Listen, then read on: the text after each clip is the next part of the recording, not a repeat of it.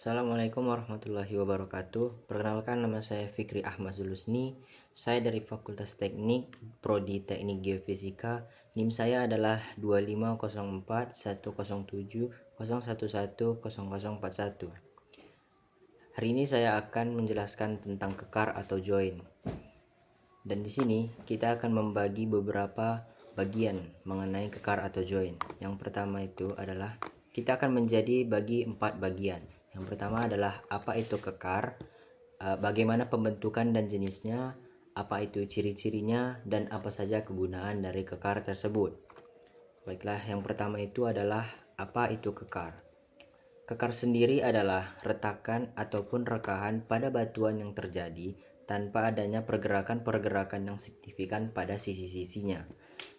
Biasanya ini terjadi pada patahan, dan kekar ini biasa terbentuk akibat dari gaya, tekanan, tarikan, ataupun aktivitas-aktivitas tektonik, non-tektonik seperti vulkanis dan sebagainya. Dan yang kedua adalah bagaimana pembentukan dan jenisnya. Jadi kita akan masuk ke dalam jenisnya. Yang pertama itu adalah kekar tektonik. Kekar tektonik ini terbentuk oleh gaya-gaya tektonik atau gaya dari dalam bumi seperti tekanan ataupun tarikan-tarikan yang menyebabkan batuan-batuan menjadi meregang dan retak. Dan yang kedua adalah kekar kolom, biasa disebut columnar joint, yang dimana kekar ini terbentuk di saat dia terjadi pendinginan lava yang menghasilkan pola-pola retakan yang poligonal yang seringkali berbentuk segi enam seperti terlihat pada kolom-kolom basal. Yang ketiga adalah kekar lembar. Kekar ini terbentuk dari proses-proses erosi yang menyebabkan batuan-batuan di atasnya itu terkelupas secara horizontal, sejajar dengan permukaan-permukaan tanah, dan umumnya ini banyak ditemukan pada batuan-batuan beku. Selanjutnya adalah ciri-ciri dari kekar. Kekar ini memiliki beberapa ciri, diantaranya itu adalah yang pertama tanpa geseran tentunya. Ciri dari utama kekar ini ialah tidak adanya pergeseran yang berarti pada sisi-sisinya. Berbeda dengan patahan yang kita bisa lihat itu, patahan itu dia sering mengalami patahan yang bentuk yang jelas, seperti patahan di Aceh misalnya. Yang kedua adalah kekar terbuka. Kekar ini seringkali bersifat terbuka dan ia dapat dilewati oleh fluida-fluida seperti air, minyak, sehingga memiliki peran-peran penting dalam hidrogeologi ataupun eksplorasi migas. Yang ketiga adalah pola tertentu.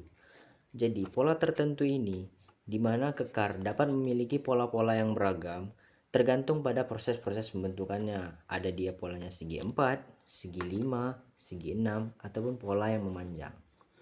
Berikutnya adalah kegunaan. Nah, apa sih kegunaan kekar ini? Yang pertama itu adalah kegunaannya itu pada peta dan penilaian.